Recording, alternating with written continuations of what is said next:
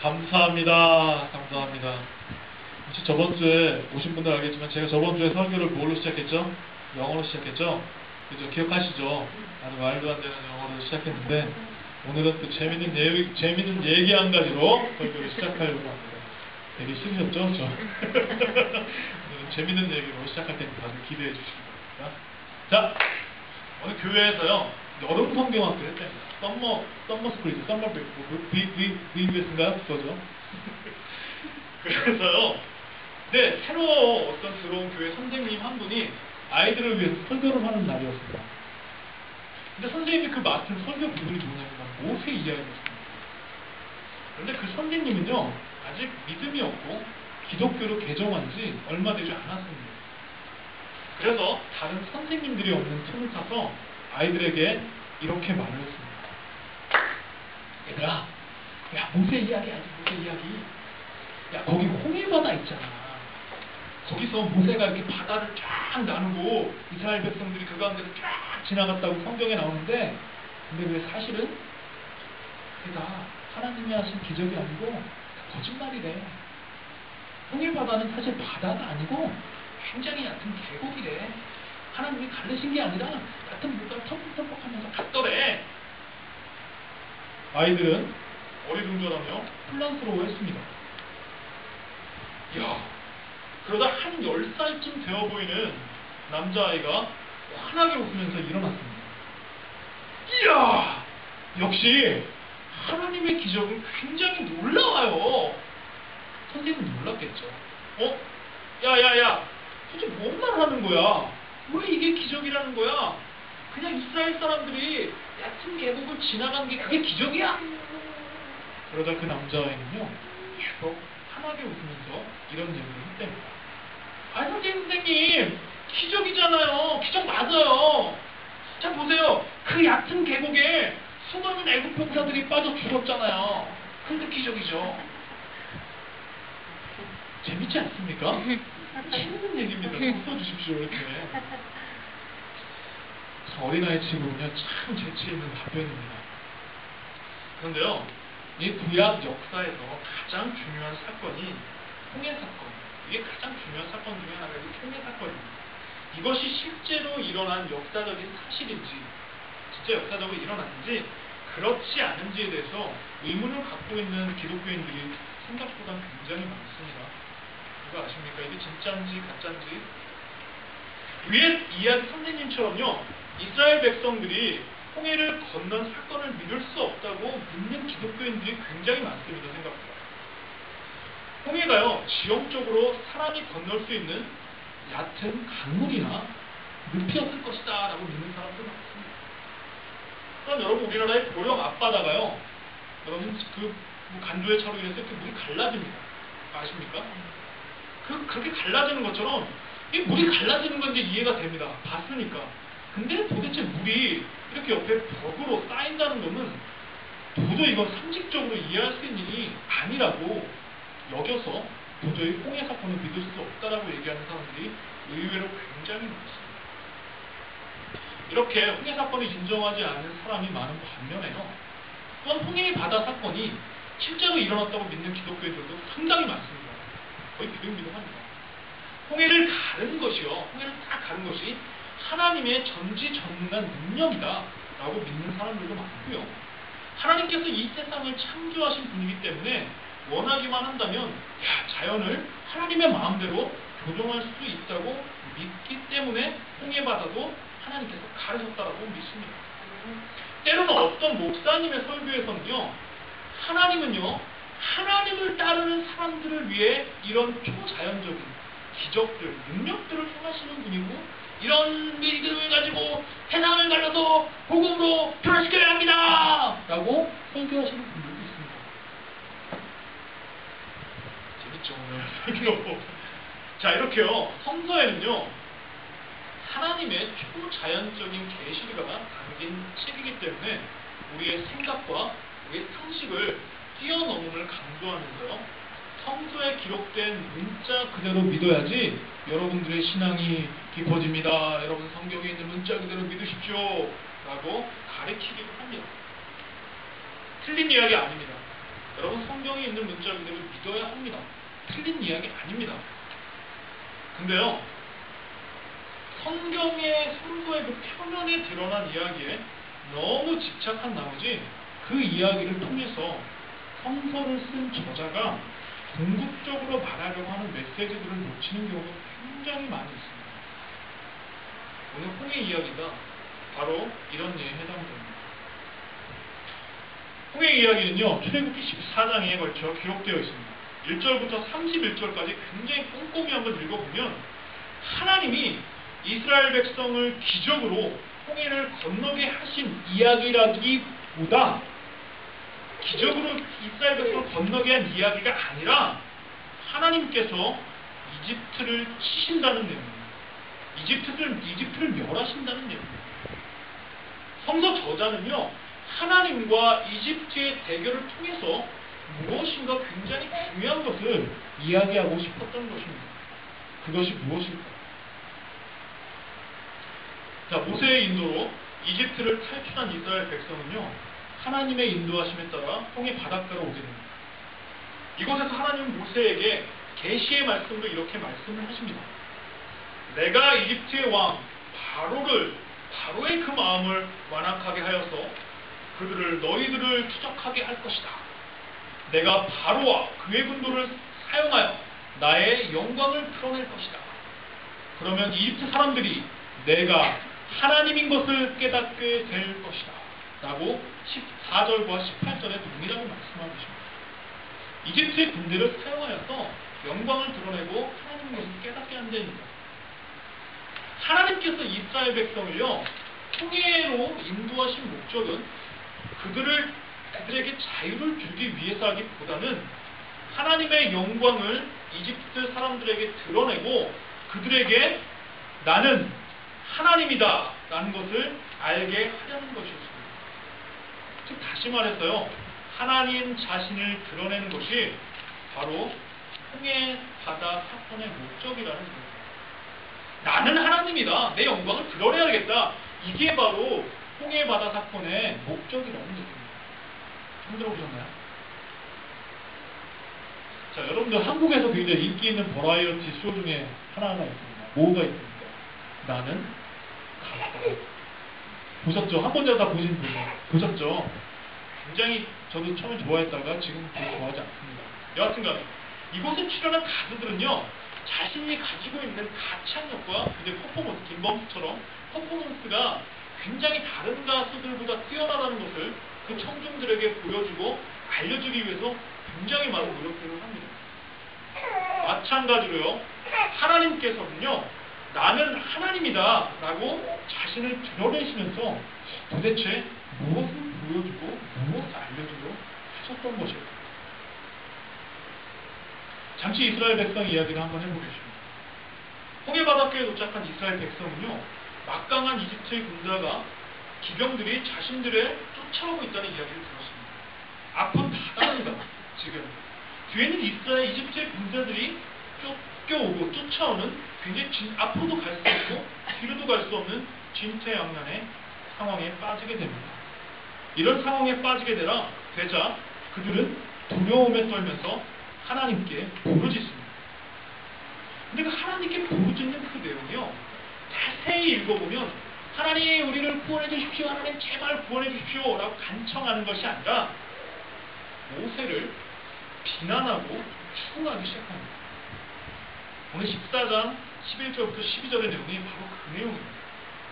이스라엘 백성들은요, 애굽에서 어쩌고, 애굽에서 어쩌고, 애굽에서 어쩌고 저쩌고 하면서 계속해서 이집트에 관한 이야기만 합니다.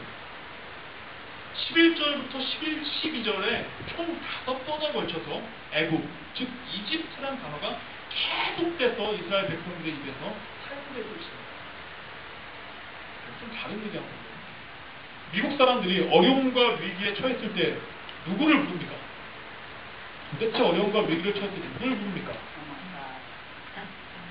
슈퍼맨과 배트맨을 부릅니다. 맞습니까? 슈퍼맨을 부릅니다. 배트맨을 부릅니다. 왜 그들만 목이 터져 쳤습니까? 그것은요, 슈퍼맨과 배트맨이 미국 사람들은 가장 유명하고 그들의 이름밖에 모르기 때문입니다. 뭐 이런 게 적절할지 모르겠지만 만약 그들이 원더우먼이라는 이름을 알았다면 원더우먼을 찾았을 것입니다.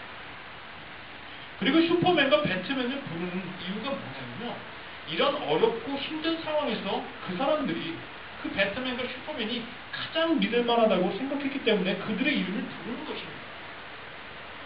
마찬가지로요, 이스라엘 백성들은 계속해서 누굴 부르고 있습니까?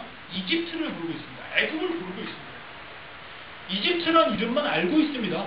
이스라엘 백성들은. 그리고 이집트란 이름만 믿을만하다고 생각했기 때문에 공경과 어려움에 빠졌어도 계속해서 이집트, 애굽 하고 불러대고 있는 것입니다. 근데 자세히 보면요, 그들이 부르는 곳에 속에 애석하게도 하나님이라는 단어가 있습니다. 참 신기하게 애굽이라는 단어가 있는데 하나님이라는 단어는 보이지 않습니다. 왜냐하면요, 이스라엘 백성들은 하나님을 모르고 신뢰하고 있지 않기 때문입니다. 이스라엘 백성들은요, 계속해서 자신들의 삶 속에서 움직이시고 자신들의 삶을 주도하고 이끌어 나가시는 하나님을 깨닫지 못했기 때문에 하나님이라는 단어를 쓰지 않았던 것입니다. 여러분께서는 오도 가도 못하는 어려운 공경에 처했을 때 무엇을 부르십니까? 누구를 부르시고 누구를 찾으십니까? 죄송합니다. 어떤 사람들은요, 술과 마약으로 그걸 해결해요. 어떤 사람들은요, 굉장히 도박과 곤란한 성생활으로 그것들을 이겨내려고 합니다. 이스라엘 백성이요, 자신을 노예로 부린 이집트를 계속해서 부르고 있는 것처럼 이러한 것들은요, 여러분들의 영적 자유를 빼앗아 세상의 것에 노예로 만드는 것입니다. 혹시 여러분들 이런 거 부르고 있지 않습니까? 혹시 내가 알고 있는 사람들이 이런 것들을 부르고 있지 않습니까? 자, 지금 계속해서 이스라엘 백성들은 애굽을 부르고 있습니다. 이집트를 부르고 있습니다. 이때 모세는요, 세 가지 명령어를 가지고 이런 백성들의 죄를 환기시키고 있습니다. 이게 뭐냐면, 두려워 마라, 가만히 서 있어라, 그리고 보라. Do not fear, stand still, and see. 하나입니다. 세 개의 명령을 하고 있습니다. 그리고 그 모세의 명령, 그 모세의 말 속에는요, 여호와 하나님을 2번씩이나 언급합니다.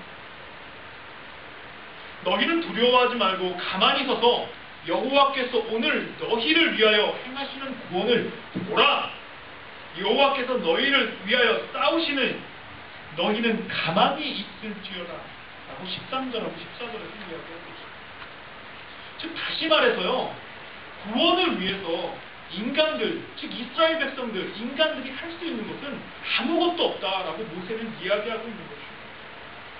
하나님의 구원 활동에서 인간이 할 수 있는 일은 그저 두려워하지 않고 가만히 서서 하나님이 그저 하시는 것만 지켜보기만 하면 된다는 것입니다. 그 반면에요, 하나님은 굉장히 능동적이고 액티브하게 구원 활동을 실행하고 계심을 알 수 있습니다. 20절에 보면요, 하나님은 하나님의 사자와 구름 기둥을 백성들의 뒤로 옮겨놓으십니다.